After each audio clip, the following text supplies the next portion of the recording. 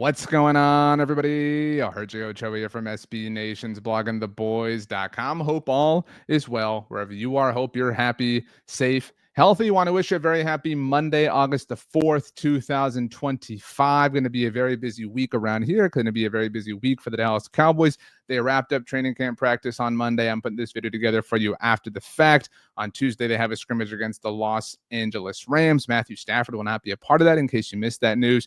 It'll be Jimmy Garoppolo working against the Cowboys ones.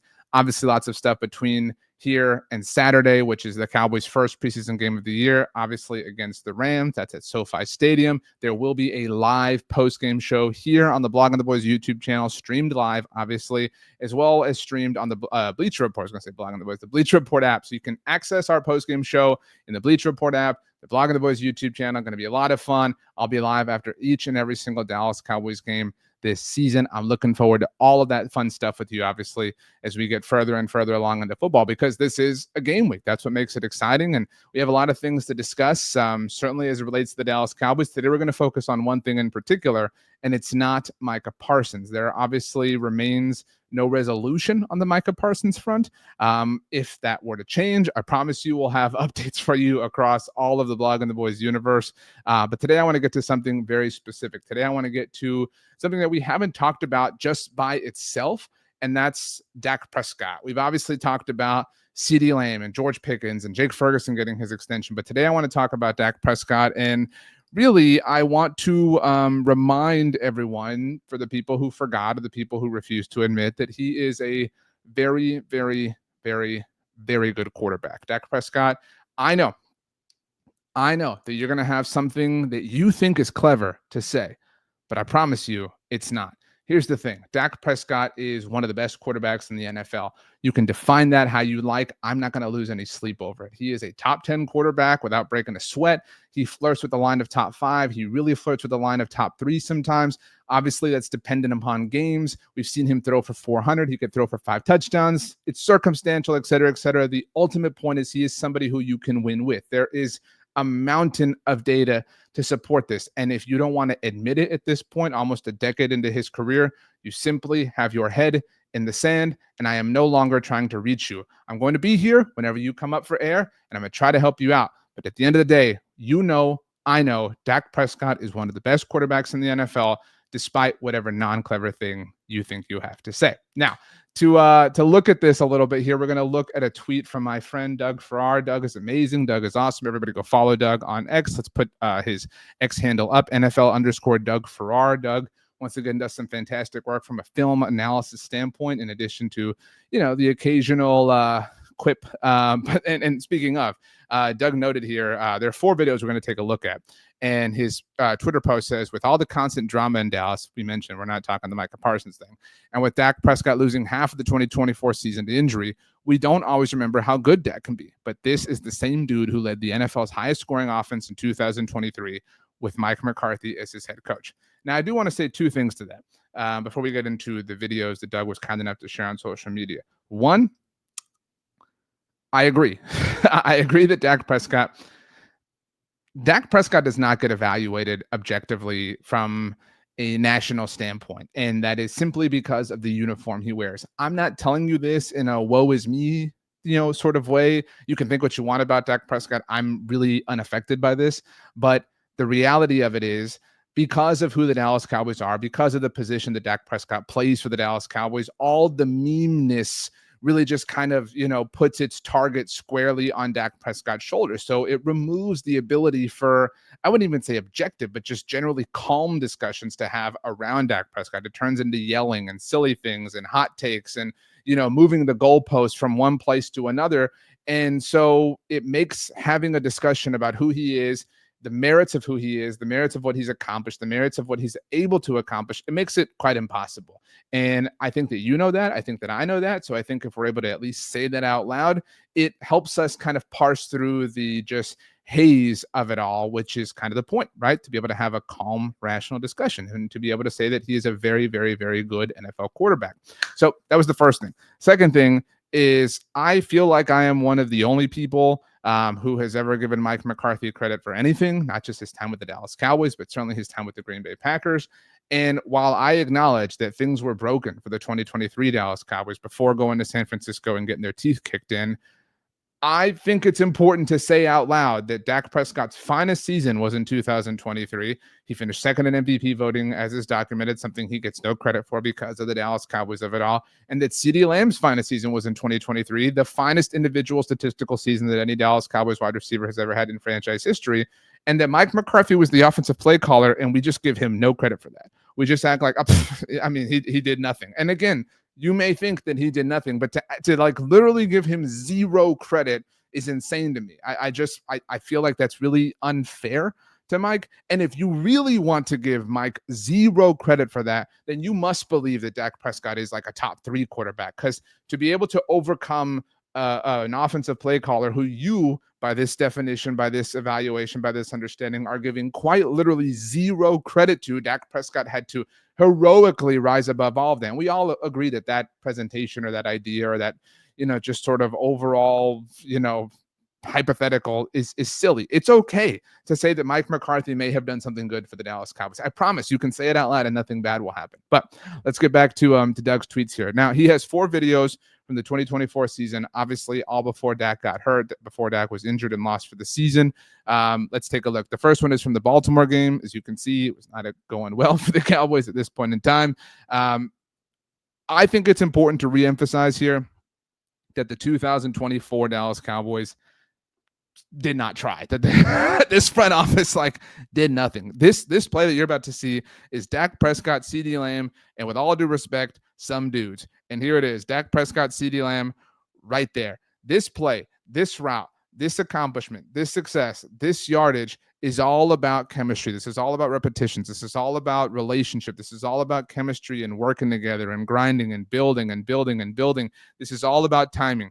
This is Dak Prescott against one of the best defenses in the NFL. And right there, boom, you've got CeeDee Lamb in the middle of coverage, the only kind of soft spot he can find. And right here, this is CeeDee Lamb. Let's call it the 35-yard line. That's a pitching wedge for Brandon Aubrey. This is the kind of thing that is developed over the course of training camp, which CeeDee Lamb obviously didn't have last year. And this is the kind of relationship. These are the kinds of things we want to see Dak Prescott be able to accomplish with George Pickens. That's Sir Jake Ferguson in there. He obviously has a high level of chemistry with him, along with Jalen Tolbert. These things matter. These things are important. And these are the types of chunk gains that help you in given games. This didn't help the Cowboys against the Ravens, obviously, but it is an important play nonetheless, and this is a difficult throw. Let's get to Pittsburgh. It's 10-6 at this point in time, early in the second half for the Cowboys. They're trailing Pittsburgh, et cetera, et cetera. This was a tough game, the late start, et cetera, et cetera. This is KaVontae Turpin, and I'm going to pause it right here because I don't mean to exaggerate. I don't mean to just live in the hyperbole, but I think you agree with me. If that's George Pickens today, that's a touchdown. Now, that may be, reaching a little bit here because I don't know that George Pickens totally splits the safeties, but I mean, there's a good possibility, right? I'm not, and look, I'm not trying to underscore speed or anything like that, but my point is that George Pickens is going to turn some of these into some bigger moments. And this is a difficult throw. This is all about timing. This is all about trust. Once again, people look at throws like this and act like Dak Prescott is just some chump. This is a very difficult throw here. I mean, and kudos to KaVontae Turpin. I know that we all have hopes and thoughts and dreams and aspirations for what he can do and what he can accomplish for the Cowboys from an offensive standpoint. We'll see just how involved he ultimately is. But this is, with George Pickens in the fray, I mean, again, I think it's fun to dream at the very least. Let's get to our third clip. Now, this is against the Detroit Lions. This is early in the game, by the way, 7-3. We're still in the first quarter here. Let's go ahead and press play now so we can totally see. Once again, shout out to Doug. I don't like the Cowboys wearing Navy at home. Just doesn't sit well with me, but that's a me problem at this point in time. So here we go.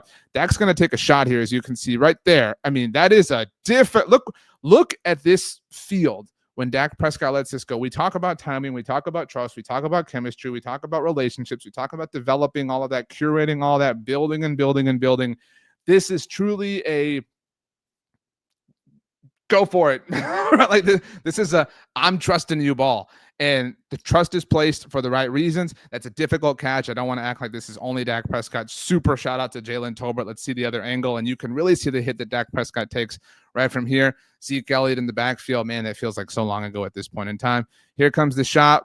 I mean, not quite a shot. Maybe I exaggerate a little bit, but that's a difficult throw to make, obviously, with action in his face. And Tolbert, look, the throw's obviously a little bit behind him because of the traffic in Dak Prescott's face. That Tolbert's able to turn around, make the catch, compose himself, keep his balance. This is what we're talking about, this relationship, this chemistry, et cetera, et cetera.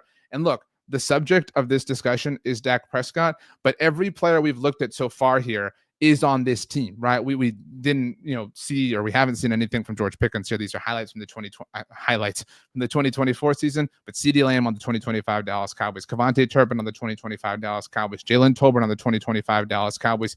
These relationships are going to play a role and be significant for this team if they're going to obviously have any continued offensive success. Let's take a look at our final clip here. This is against San Francisco, speaking of, and this is, I believe this is Brandon Cooks. So, at a certain point, we were going to get to him, obviously.